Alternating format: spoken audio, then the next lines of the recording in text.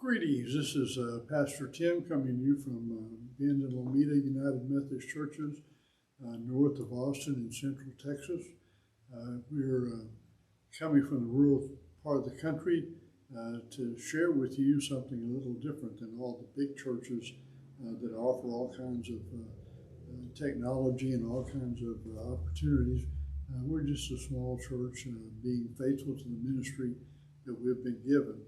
One of the ministries that we have been given is that share with you podcasts about the Bible, trying to help people with a background so they can understand when they read the Bible, so they can have a greater depth of experience when they read it. They can meet Jesus.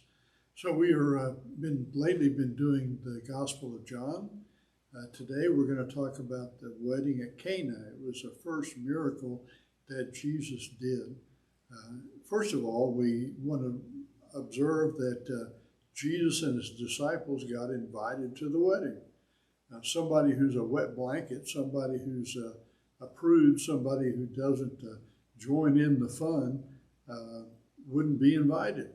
And so it's interesting to think about Jesus as a party animal, as somebody who enjoys a good time, enjoys the rituals of the community. He enjoys going to weddings, and he came with his mother and with his disciples to enjoy the wedding.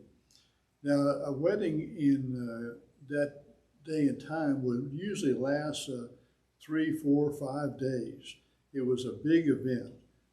Half of all children didn't reach the age of 12, and so it was a major event that someone had reached maturity and that they were ready to marry. It was also a community event because there was another family who would produce children and help guarantee the survival of the community. More people to work for the well-being of the community, more people to create more children so that the community would survive. So they often were on the edge of extinction. Many of the communities were just 100, 200 people living in a village together. So, bad sickness, a raiding army, all sorts of things could wipe them out. So they needed new family units. They needed new couples, new people to produce children to guarantee the survival. So a wedding was a big deal. It lasted a long time. And one of the things that you did was you had wet wine. And so there was a lot of celebrating, a lot of wine, but they had run out of wine. We don't know if it was on the first day or the second day or the third day. We don't know why they did that. Maybe more people showed up than they expected. Maybe they forgot to buy the correct amount of wine. Maybe they were drinking more than expected. But somehow they ran out of wine, and that's an embarrassment for the family. It's a failure in front of the eyes of your friends and neighbors. Some would say it was a shame, it was a great failure, but I have a hunch that it just was embarrassing. And so they came to Jesus' mother. She must have been related somehow, or they thought that Jesus might do something grand, and so they asked his mother. A lot of times you ask somebody close to them, their wife, their mother, to talk them into something that they might not otherwise do. So Jesus' mother goes to Jesus and said, they're out of wine. Now, it seems like Jesus has a kind of a gruff response when he says, what's that got to do with me? That sounds like kind of rude talking to your mother. She ought to take you out in the woodshed and give you a good couple of whacks on the behind. But what he's saying is that he's working on his own agenda. God's got a mission for him to do, and he's going to do it, and nobody's going to change that. Nobody's going to determine what he does and doesn't do by their needs. What is needed is the will of God. What is needed is the kingdom of God. And so that's what he's about, not about solving people's problems. But she turns to the servants and says, do whatever he says. So she knows that he's going to do something. And so he tells the wine steward, there was somebody who was in charge of the wine, it was so important, to go to where the vats were, the vats for purification. They were filled with water. They were large jugs.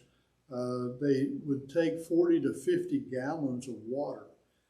They were set aside for rituals where someone would purify themselves, would cleanse themselves. They were probably partly for the wedding, but maybe for washing feet and washing hands and doing things like that. But there was a lot of water. And so Jesus says, go and dip out of the wine, the vats, and give it to the host. And the wine steward says, tastes it, and says, this is strange, because most people give the good wine first. And that makes sense, because you have people that are fully in hold of their senses. They can taste the difference in wine, but after you get pretty drunk, then it's not so easy to tell the difference anymore. So you keep around the bad stuff. You keep around the cheap stuff. You keep around the 50 cents a gallon stuff until the end, when nobody can tell the difference. They just want to drink wine. And it says you save the best to last. Now there's all kinds of symbolic meanings of that. That Jesus is the best for last. That Jesus is the epitome of the coming culture, of the coming kingdom of God. That he is what the whole of the Jewish faith was aimed at. So he says you save the best till last, until now. The other thing is that it's something like 150 gallons of wine. Now that will feed a pretty good party. So there's an abundance there that far exceeds what they need. I think that's a sign of the abundance of God. That God has more than enough grace, that God has more than enough power to take care of what we need, so that we don't need to worry anymore.